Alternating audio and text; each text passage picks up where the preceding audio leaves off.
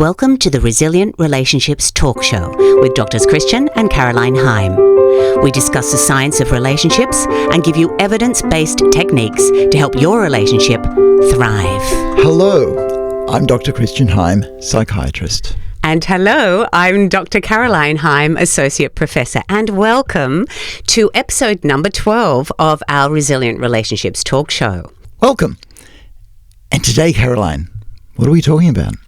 Well, today we're going to look at an article that appeared in Forbes by a psychologist called Mark Travers, and he wrote an article called 5 Rare Marriage Lessons No One Talks About. And we found some really great value in this article that adds to our research, and some of our research can add to it too. So we thought we'd have a little chat about these 5 aspects which are really interesting and really value add to relationships.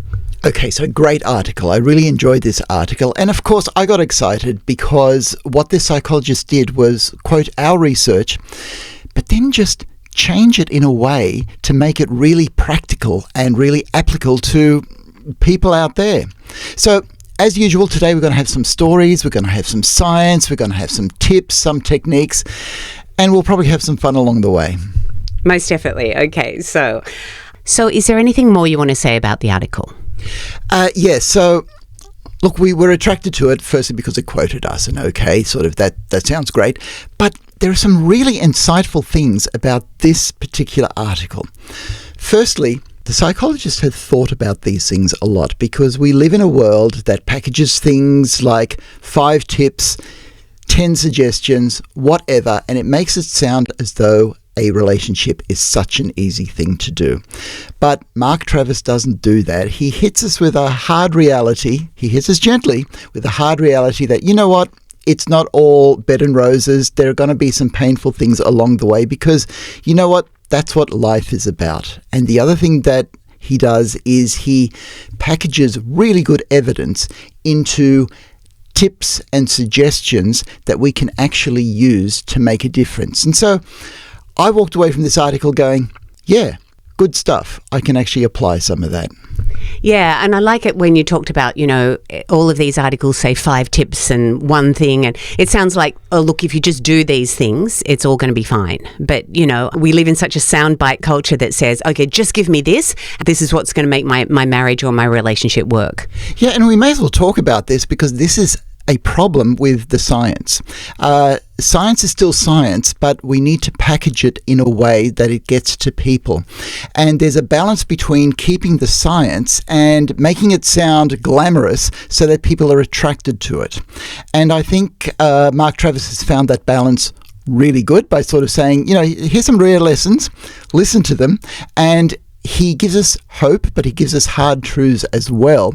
And that's why I think it's actually good. It doesn't make it sound syrupy. It's very serious, but it's hopeful as well. Okay, good. Okay, I think that's a good introduction to it. Let's jump into it. And I'll read parts of it, but we'll also, you know, talk about our research in the context of this, our large research where we interviewed and surveyed 1,402 couples that have been married for 40 plus years. Okay, so let's look at the first point. Caroline, could you just remind us of the title of the article and what it basically says? Okay, so the article is called 5 Rare Marriage Lessons No One Talks About. No one talks about. Okay, so, and it is true. No one talks about these aspects, and some of them are a little bit hard-hitting, and others just value add so much and makes you feel better about your relationship, actually. So let's start off with the first one. And number 1 is offer kind honesty. So this is what he writes. Be honest is the gold standard of marriage advice. But honesty without care can become cruelty with a moral alibi. The couples who make it long-term aren't just transparent, they're tactful. They tell the truth, but they thoughtfully choose how they tell it, especially when the truth could bruise. Honesty without emotional attunement can become a weapon in relationships, with truth being used as a blunt force, not a bridge for connection. Yeah, so good, because kind honesty is almost an oxymoron, because if you have to be kind, it's like you have to be cruel. But this article says you don't. And there is a way out of this. And what I like is this article touches upon that. The idea of being tactful with the truth rather than using it as a sledgehammer. Yeah, that whole idea of weaponizing truth. I mean, it's quite a radical idea because we all want truth and we want, well, are you being truthful in the relationship and everything? But it can be used as a weapon. And so, well, I'm telling the truth. This is my truth. I'm just telling the truth as it is. And, that's what we want, isn't it? But that's weaponizing it. Yeah, but I want to start off with this idea that honesty is the gold standard in relationships, because that's a good point to start off with, because we're kind of forgetting that. We're walking on eggshells. We're being so tactful that we're not telling the truth. Whereas this article comes out straight away to sort of say, honesty is the gold standard. You have to be honest, otherwise you're not actually in relationship. And so that leads us to a few things, because if somebody, okay, let me take a bad example and say that, let's say your partner picks their nose in public, you've got to let them know. You've got to be honest about it, because part of your role as a love partner is not so much to teach, but to guide, perhaps grow together, so that the two of you become better people and a better couple. Rather than it being a power play or a weapon, you do have a duty to each other, and it's to improve people. See, it already sounds bad, and you can sort of already hear me being tactful in it, but it is a fundamental thing about a relationship. You're there for each other's higher good. I'd like to get some backup on this from our couples that have married for 40 plus years. This is Anne and Ergon, because they actually repeat something you almost directly said word for word. So Anne was from France and Ergon was from Turkey. And this was actually a second marriage for them. So Anne was really strong on this, that Ergon was honest. That was her big thing coming into the second marriage. She said, you've got to be honest. He's so honest. I love that he's so honest. My first partner wasn't honest.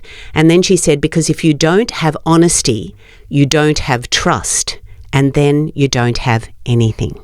Yeah, that's so powerful, and that's so true. Because if you're pretending in your relationship, then in a way you don't have a relationship. You can only have a relationship in as so far as that you're actually being honest. But we tend to think of honesty being the negative things. I've got to let you know all your bad points, and so that's where you need to be tactful. But look, I also want us to remember that honesty is talking about the good things as well, the things that we often take for granted, and because they're going well, we don't say it. But if you're going to be honest in a relationship, you've got to let your partner know where they're doing well as well. That's part of the honesty. And to be honest about where you're growing as a person helps as well, because it keeps that vulnerability there. So it's taking the power play out of something like weaponizing honesty and joining up as a team, because you and me, we can be against the world. You and me, we can carry our baggage. You and me, we can be loyal to each other. And all of these things take honesty.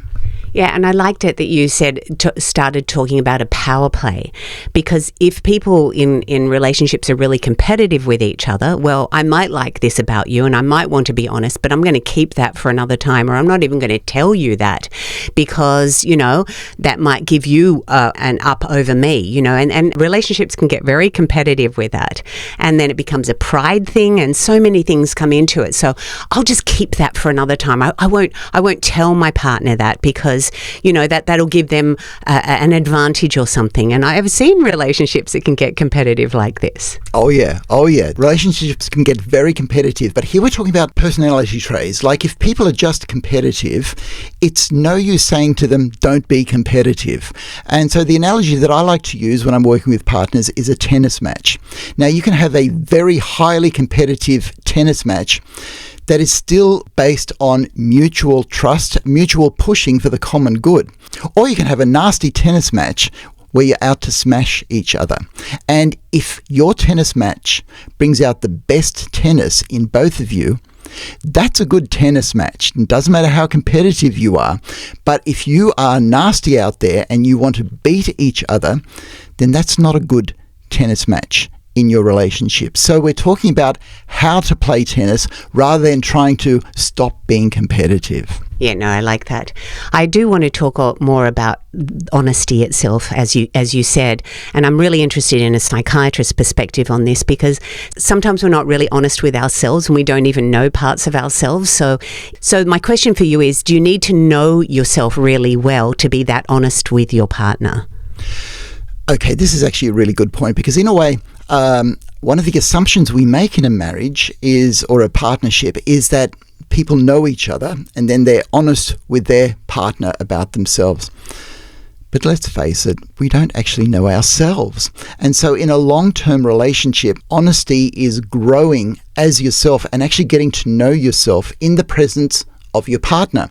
So you will actually make discoveries about yourself and go, guess what? I'm actually more competitive than I thought I was. Or guess what? This actually isn't the right career choice for me. Or more difficult ones, guess what? I thought I wanted kids, but now I'm not too sure. And all of this growth is part of honesty. But I want to get to this idea that the article actually talks about: how do you be kind and honest in the same breath? It's not easy. So have you got some insights on that one? All right. So as honesty is the gold standard in being a couple, honesty is really, I would say, more important than kindness. However, if you're at work, then tact becomes more important than honesty, particularly if you're talking to somebody who's in a superior position to you. You can't be honest. You've got to be tactful. And basically, the further somebody is away from you, like a friend, an acquaintance, or somebody at work, then honesty becomes less important. Being tactful and preserving the relationship becomes more important. You can be expedient. You don't have to be entirely honest because you don't live with a person every day. So let me wind it back to the relationship where you want to be honest with somebody, but you want to preserve the relationship as well. So are you going to be kind or are you going to be honest? How do you do both? All right, so here's the ideal. The ideal is to be honestly kind and to be kind in your honesty. So let's pull that apart a bit. To be honestly kind. When you're at work, you may be kind to somebody that you don't even like. So that's not being honestly kind. That's being kind because you're holding back the truth. That doesn't really work in your relationship, because if you're going to be kind, you don't want to treat somebody with kid gloves. You don't want to walk around on eggshells. You don't want to be so tactful that you're not in relationship. But you do want to have that honest kindness. So words like, look, I value our relationship. You know how much I love you. I love it when you do this. And holding hands while you're arguing is actually a form of kind honesty, because you're holding hands honestly. We are actually in relationship here. Yeah, I really like that. And I also think that there's that other side of it when people are just being very kind with each other and not necessarily being honest. That's the whole thing. And that's why we need to find the honesty. And this is what the article does really well. The article emphasizes the honesty, but you know what? Let's be kind in that honesty. Let's choose our moments. Let's choose our words. Let's make eye contact so that person who may be criticizing us with the honesty is doing it for our good, is on our side, is not against us. And that's what I like about the article. It talks a lot about being kindly honest by being there with the person for a mutual benefit rather than that tennis match power play. That's really insightful. And I think that's a really important distinction. So with our couples, we did have a lot of couples from different countries. And honesty and being honest is different from country to country sometimes. Oh, yeah. Okay, yeah. So this is really good. This is a good thing to get into, because there are some countries where communication is very direct, which means that you're honest and you just are very blunt with honesty, and people are comfortable with that in that cultural context. But in other cultures, you've got to be indirect. You've got to have that tact. You've got to come at people from an angle rather than head on.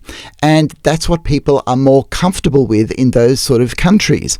And the thing is that in our research, as you know, we had some cross-cultural relationships where people had different comfort zones. So I'd encourage people out there who are in a relationship to just be honest about what your comfort zone is in this balance between kindness and honesty, tact and bluntness, or directness and indirectness. Very good. Okay. Just a couple of comments from our couples, because I just think it's delightful, from Patty and Jorg from Chile. They said, because of our Chilean loudness, we go for it. We're always honest, but we definitely go for it. We don't understand the Australian and British tendency to keep cool. So that was quite delightful, because they really go for it. And they did in the interview too. And then we've got Nisha and Juanito from the Philippines, who actually, when they immigrated to the USA, learnt to be more honest, which was a really interesting aspect too. And where did they immigrate from? From the Philippines. Okay.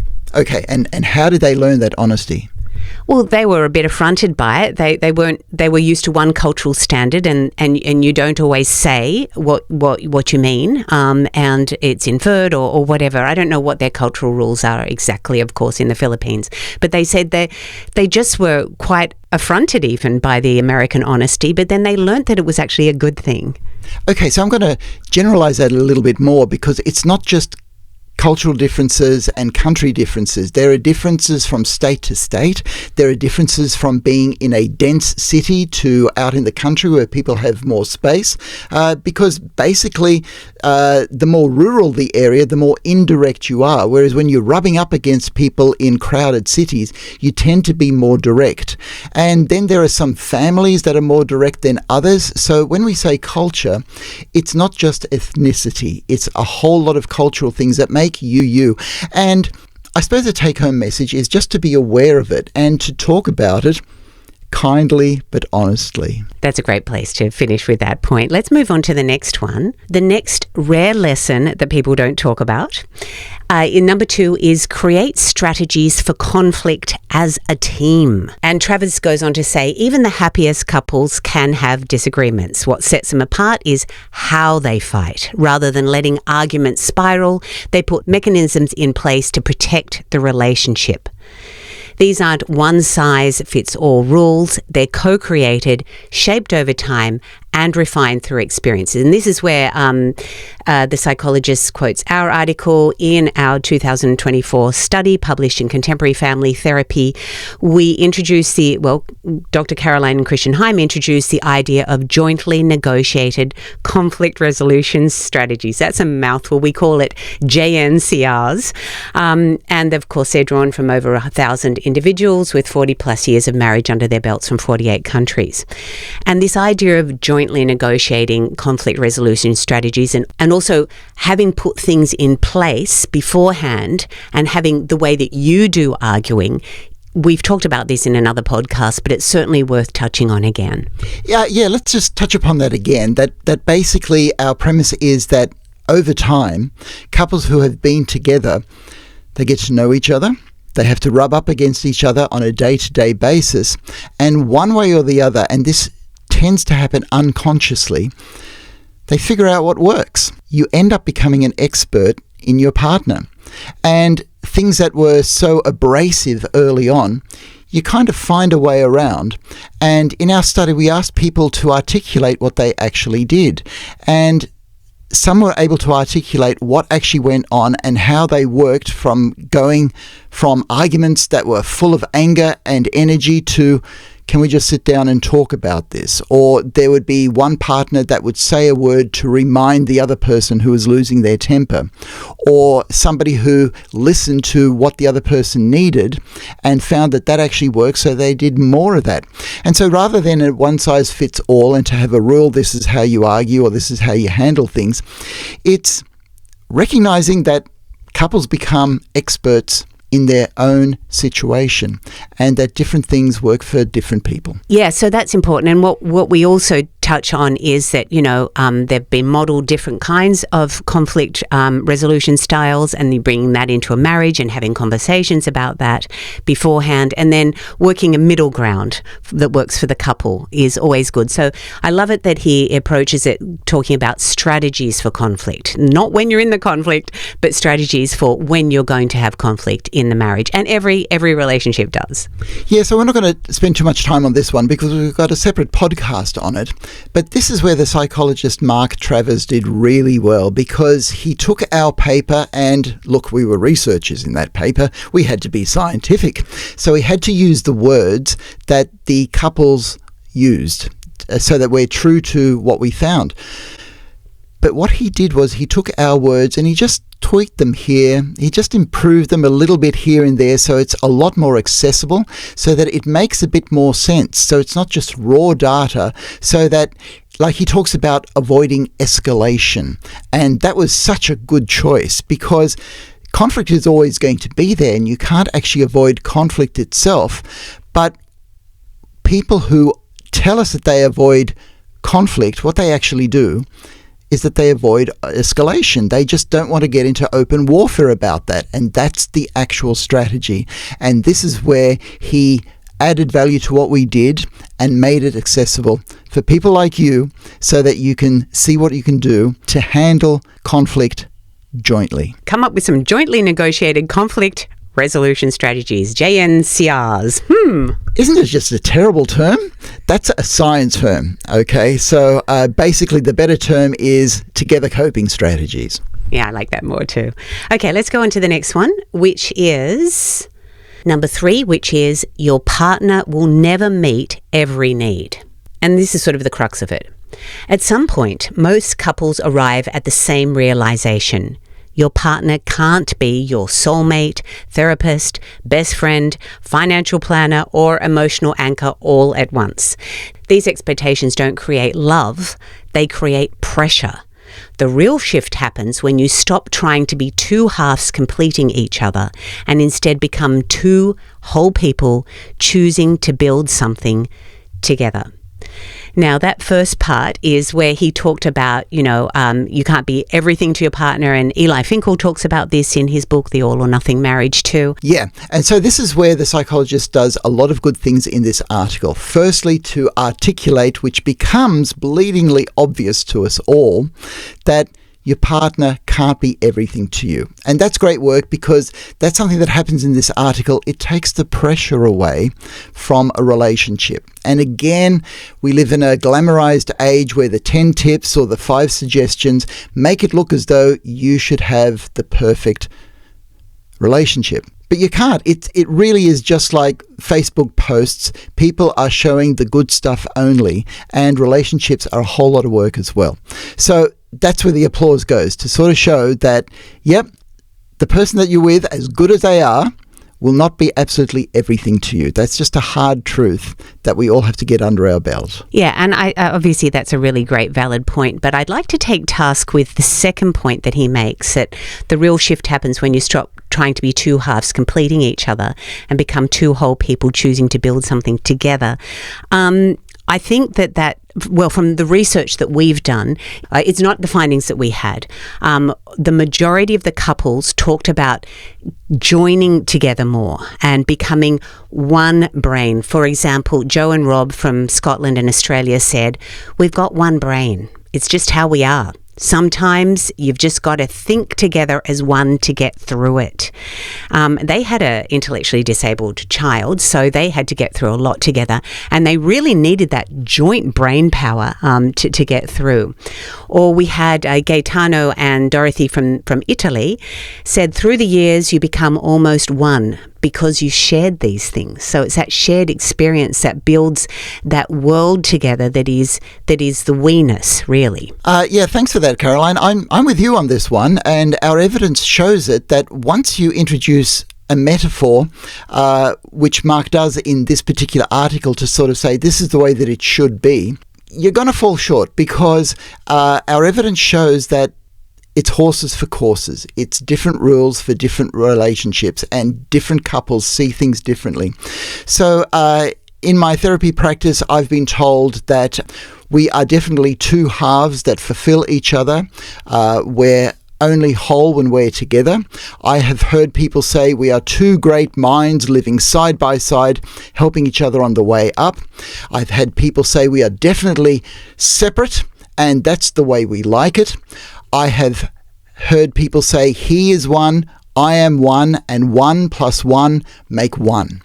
So metaphors like this need to be flexible enough so that people can take what they need out of it rather than a rule. And this is where psychologists and psychiatrists like myself, we like to encapsulate a truth, because Mark has hit upon a truth here, but it becomes a rule because it's out of the mouth of an expert. So this is where we need to make the distinction of what the evidence shows and look, here is a metaphor that may work for you, and leave a bit more flexibility. Yeah, that's a really good approach. And actually, one of our couples had a bit of a tip with that, okay? They had been together for over 60 years. That's a long time. Malcolm and Jeanette from the UK said, if you can say what we want together, let's discuss that and let's try and live that life. And I love that because it's sort of like, okay, well, we haven't even considered trying to live the we life. Maybe we can try that for a while and see if that fits for us as a couple. Yeah, and this whole discussion encapsulates just how complex a relationship is, how complex the human experience is. And if you say these two people are totally together and are one, there's truth in that. But if you say these two people, the same people, are separate and need to be themselves, there's truth in that as well. And that's the whole thing, because we're talking about things that are so complex, and depending on what part of the relationship that you're looking at any given time, you have to choose a metaphor for that. And then at another time, you can choose an absolutely opposite metaphor. But because we're dealing with emotions and human beings, people become precious about their metaphors, and I think it's fair enough to let couples have their metaphors that work for them. Absolutely. This is the way we do our relationship. Doesn't matter what anyone else says or even what modelling we have, but this is the way we do relationship. Just one more thing to say about that. So going back to the actual lesson that your partner won't fulfill all of your needs, well, our evidence showed that there were some couples that looked to their partner to fulfill all their needs, and that worked for them. We had some couples that spent a lot of time apart, and our research showed that for some people, time together was one of their glue secrets, and yet for some other couples, time separate became one of their glue secrets. So it's not a hard and fast rule. It's different things work for different people. Absolutely. And we do have a podcast on that, on separate time and together time. But yes, his main point is that you can't look to your partner to be absolutely everything for you. It certainly rings true. Okay, and this kind of ties into the next point that is made, number 4, which is you may have to give up parts of yourself. Goes on to say, when couples enter harder seasons of life, many come to realise that sustaining the relationship often requires letting go of parts of themselves that no longer serve the us. Such a good insight. Such a good insight, because again, it's true. And I suppose this comes down to priorities, because there are some things like, I don't know, let's say gambling, drinking and addictions that may serve your selfish self in the short term, but it's not going to serve the relationship well. And I'm using that as a blunt example, quite frankly, because as couples go on in their decades, they find that there are other things that they need to let go of in themselves, that it's actually harder than those brutish things that are quite obviously not good for the self or for the relationship. I'd like to speak into this a little bit from younger couples' perspectives, because I was actually having a talk with one of my students the other day, and she was worried, however, that she was going to lose her identity in a long-term relationship. She wasn't interested in a long-term relationship because she said she'd just have to give up too much of herself, and that she would actually even lose herself. And some of the younger couples that we did survey in our larger study also said that. Where will I be in this relationship? I'm worried about losing me. So while you do have to give up parts of yourself, what can we say to someone that's saying that they're actually worried that they're going to lose their whole identity? And there is a bit of a crisis for younger people that are worried about that, when freedom and identity and the individual is so esteemed by the media and by all the entertainment they watch.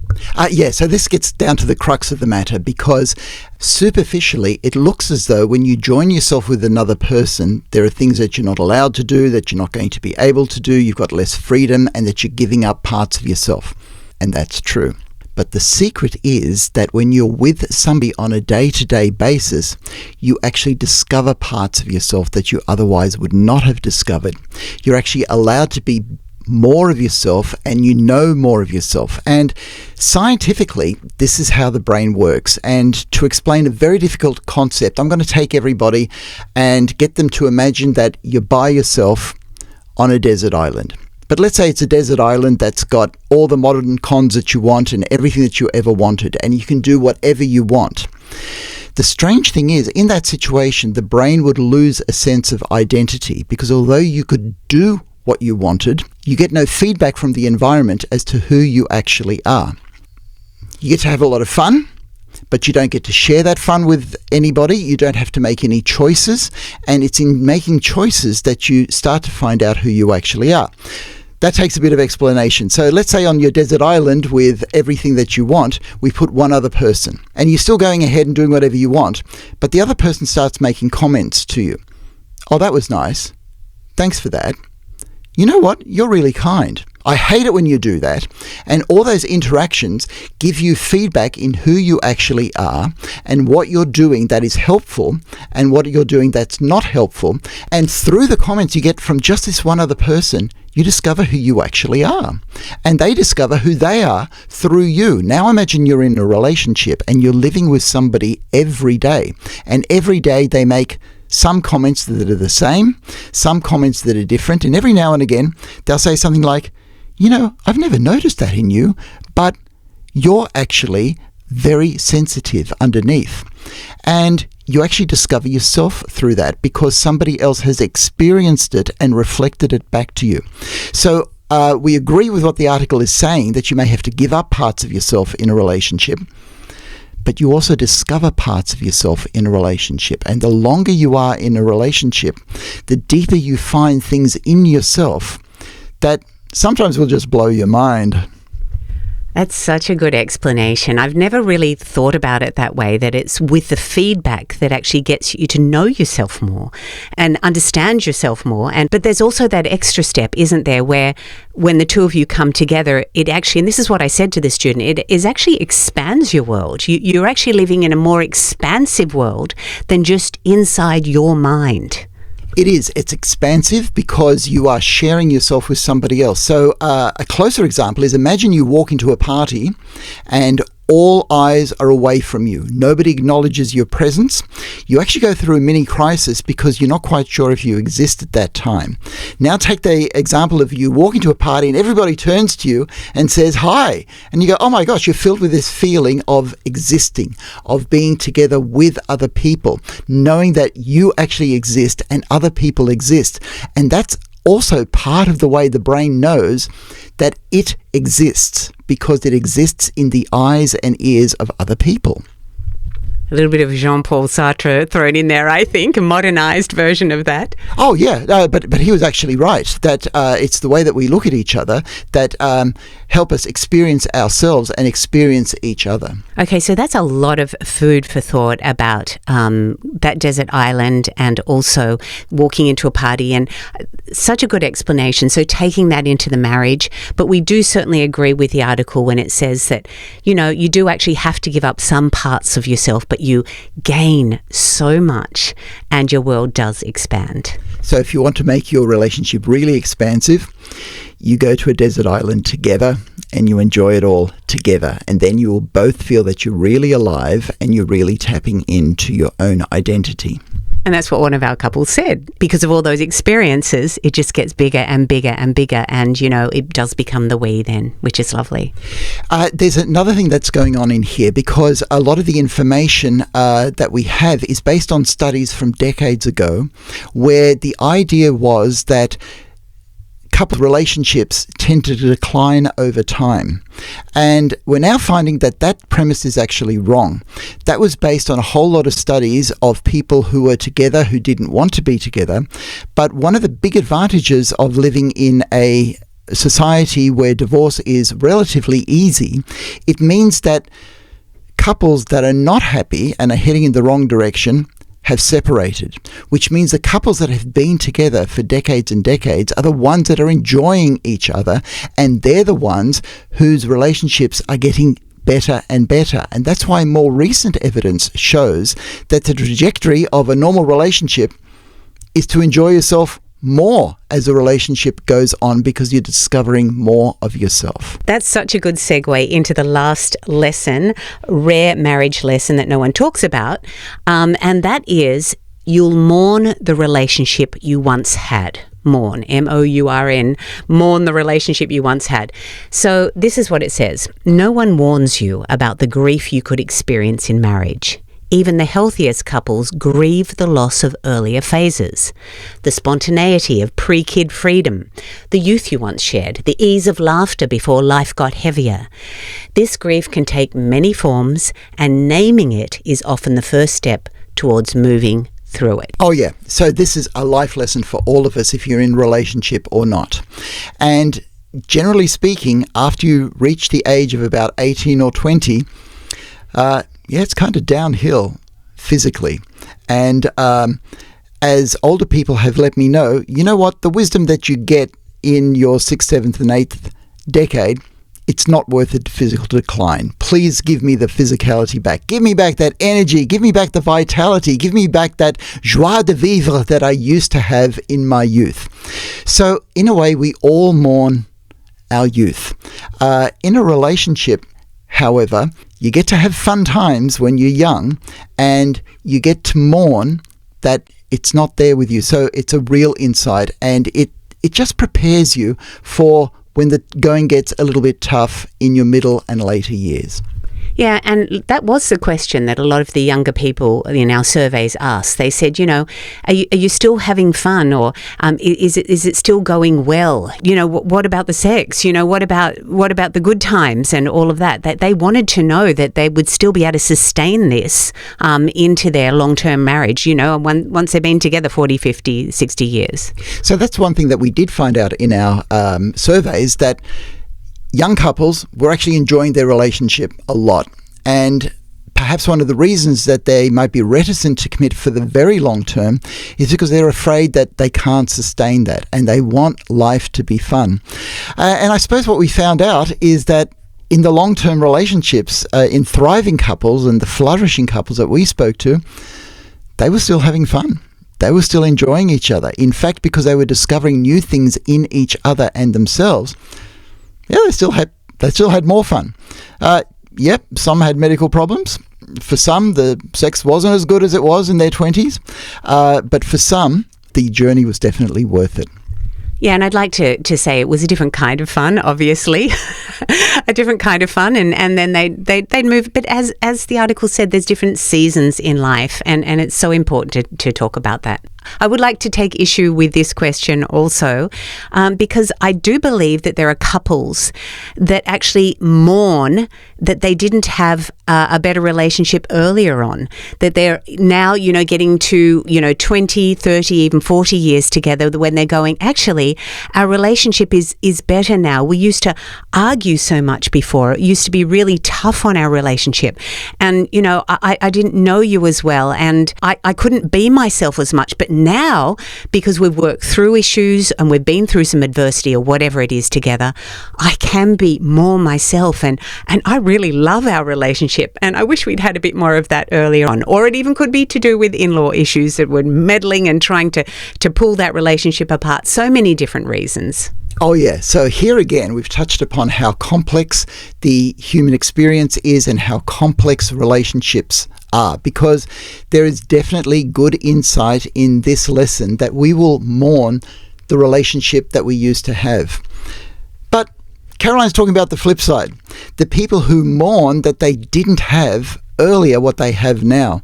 And again, I suppose this also harks back to the idea that our studies now show that relationships are actually getting better as they go on rather than getting worse. Because earlier on, there were couples together that didn't want to be together, but now we're seeing that the flourishing couples, the ones that really love and enjoy each other, are still together, and their relationship is getting better as they go on. And then they go, gosh, I just wish we had some of these insights earlier on, exactly as you said, so that we'd argue less, so that we'd enjoy each other more, so that we could just more relaxed in each other's presence. Or for some couples, that we were just more aware of the cultural issues in our relationship. Or for other couples that I've worked with, that we were more aware of how much influence our families of origin and in-laws had on each other. Gosh, if we got on top of that one, we would have been flying decades ago. I'm glad you said that, because I've got an example of a couple that where in-law issues were a big problem in their marriage early on. So this is Olga and Raul from Paraguay, who left Paraguay and moved to the United States. But both sides of the family were against their marriage from the start, and they actually even disowned them. And this is a time, so they didn't have any financial support or any emotional support from their families, and they had a lot of poverty at the time, and they argued. They said sometimes till 3 o'clock in the morning. It was such a difficult time. But at the point that I interviewed them, they had worked through so much of that. The adversity had brought them closer together, and I said, how did you do it? And they said, we're a team. And they were so happy together now, because they could see that they were arguing so much because of particularly the in-laws that were projecting things onto them, I guess. Yeah, so it was Olga and Raul, and they typify what we actually found in a lot of couples, that if you stick at it, if you get through those hard times, the bond that you build up together means that you just go deeper in your relationship. And it's kind of like this reaps the rewards later. It's like, I can imagine Olga and Raul sitting in their house, just enjoying a cup of coffee together, look in each other's eyes and go, yeah, we did it. We did it together. And here we are. And they've got big smiles on their faces because they got through a lot of adversity and they were still together. Yeah, and you know what's interesting? In that interview, honesty came into it. And there was a lot of tears. It was the longest interview that I did. It was nearly 2 hours long. And there was a lot of tears, but then there was those moments where they looked at each other and sort of said, oh, we're here now. And we weren't honest before, but now we're so honest with each other, you know? It was quite lovely to see. And they probably do it without tact, coming from Paraguay. Oh, most definitely, yeah. Yeah, there was some of that in there too. Still a little bit arguing, but healthy arguing. I also want to talk about David and Wendy, because this is the couple that one of the spouses, Wendy, had a severe clinical depression with 300 plus ECTs in her life, and some close calls with death too. And there was a moment in the interview where, well, actually she said it so many times. She said, I don't know why he puts up with me. I don't know why he puts up with me. And David actually said, if I had $1 for every time that you said that to me, I'd be very rich. But I am rich because I have you. And it was such a lovely moment. And I could see they had worked through so much, this couple, but they were so happy. Oh, that's beautiful. That is so beautiful. So, yeah, this too is part of the flip side of mourning the relationship that could have been. But as a psychiatrist, I do spend a lot of time with spouses. And at first you wonder, gosh, hasn't their quality of life gone down? Gosh, how do they put up with all of this? But after you spend months and months with them, you realize that the spouse too has grown through the mental illness, that being there for somebody who needs their help, and I don't mean as a carer, I mean on an equal basis, makes them feel so useful and their life becomes so meaningful that, of course, they'd want the mental illness gone, but they have gone through an experience and shared something so deeply with another person that it doesn't make the suffering worthwhile, but I'm just saying that there are rewards in the journey that come up for everybody. And the only way that you're going to know if those rewards are going to be there in your relationship is to keep going on that journey. Yeah, and I'd like to give an example too of an interview that I did a few weeks ago with someone that was a spouse of someone that had a mental illness. And she was saying, it's been tough, it's been horrible, and we've been through so very much. And they were sort of coming out, they were coming more together at this point. They were coming out the other end of it. I mean, the spouse still had a mental illness, but they'd worked through so much. But she actually said, before the mental illness, we were living sort of separately together. We both had careers and we were doing this and we were doing that. But now we have reached a level of honesty that I have never, ever experienced in my life. And we just have a depth of relationship, and I can truly be my authentic self. Now, I'm very brittle with my spouse, and I say these things, but I'd never say those before the mental illness. But we've gone through so much that we've gone to such a deep place of authenticity that we are living life very deeply. So the question is, would that couple trade their authenticity and their depth of honesty for 2 more trips to Italy to have fun? Because our society makes it look as though the gold is going to Italy and having fun, or anywhere else that you want to go to have fun. But the gold is actually, I believe, and our evidence through the couples that we've interviewed and worked with in couples therapy, is in going through a hard time and then reaching something special. It's reaching the gold of honesty and authenticity. And look, there's a little metaphor that I use that I do want to share now, and it's an Olympic Games metaphor. If you're in a difficult relationship, then it's like you are 2 synchronized swimmers doing a difficult dive. And the thing about diving in the Olympics is you get to choose the dive that you do, and you tell the judges, this is our dive. And if your dive is a difficult one, a more difficult one, they will give you more points for it. And if you want to go for gold in the Olympic Games, you put your hand up for a difficult dive, and then you practice until you do it well.